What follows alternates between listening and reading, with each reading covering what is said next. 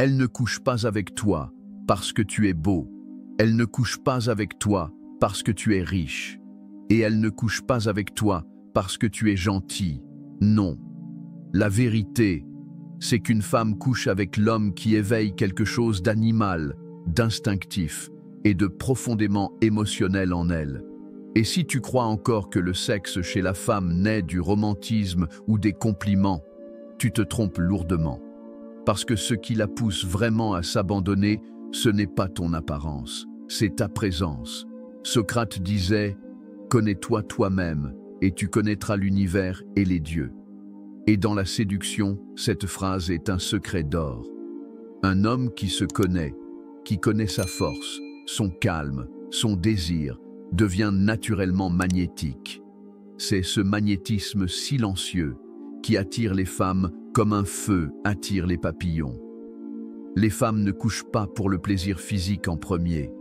Elles couchent pour ce qu'elles ressentent avant. Ce frisson, ce danger, cette tension entre deux souffles qui s'approchent sans se toucher. Ce moment où elle sent que tu pourrais la prendre, mais que tu ne le fais pas. C'est là que tout se joue.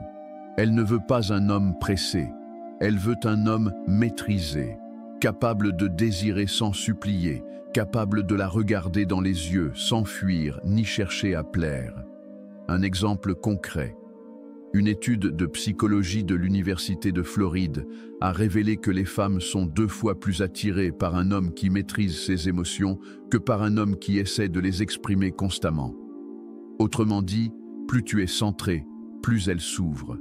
Et c'est ici que la philosophie stoïcienne entre en jeu.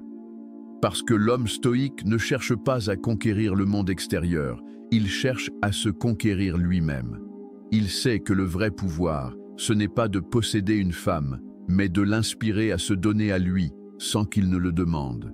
Imagine cette scène, tu es dans un bar, et elle te regarde. Tu soutiens son regard, sans sourire excessif, sans agitation. Ton corps parle pour toi. Tu sembles calme, sûr, et pourtant, il y a une tension qui brûle dans tes yeux. Elle le sent. Ce n'est pas ton parfum, ni tes mots. C'est ton énergie masculine contenue. Et c'est ça, l'arme invisible. Ce n'est pas la brutalité, c'est la maîtrise du feu. Les femmes reconnaissent cette énergie immédiatement. Elles la sentent, et souvent, elles ne la comprennent pas. Mais c'est justement cette confusion entre peur, fascination et excitation qui les pousse à s'ouvrir à toi. Alors oui, certaines diront qu'elles cherchent l'amour. Mais ce qu'elles veulent d'abord, c'est un homme qui les fait ressentir vivantes. Elles veulent sentir le contraste entre leur fragilité et ta force tranquille, entre leur chaos et ton contrôle. Elles veulent la sécurité, mais aussi la tempête. Et si tu incarnes les deux, alors tu n'auras jamais besoin de courir après une femme. Sénèque disait « Ce n'est pas parce que les choses sont difficiles que nous n'osons pas, c'est parce que nous n'osons pas qu'elles sont difficiles. » Et c'est exactement ce qui te retient aujourd'hui. Tu n'oses pas être cet homme qui fait naître le désir. Tu n'oses pas imposer ton silence, ton regard, ton énergie brute. Mais si tu apprends à le faire, tu n'auras plus jamais à demander qu'on t'aime.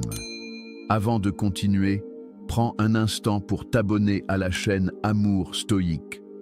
Chaque jour, tu découvriras ici les secrets les plus précieux de la séduction, tirés de la psychologie et du stoïcisme. Des vérités que 99% des hommes ignorent et que seules les femmes reconnaissent. Maintenant, écoute bien ceci. Le sexe, pour une femme, est une récompense qu'elle offre à celui qui la transcende émotionnellement. Celui qui ne cherche pas à la convaincre, mais à la comprendre. Celui qui parle peu, mais qui agit avec intensité. Celui qui sait que la vraie séduction, ce n'est pas un jeu de mots, c'est un jeu d'énergie. Et si tu veux aller encore plus loin, découvre le manuel brutal du séducteur stoïque. Clique simplement sur le 2e lien en description. C'est un livre unique, cru, profond et vrai. Tu y découvriras ce que les femmes ne diront jamais à voix haute, mais qu'elles ressentent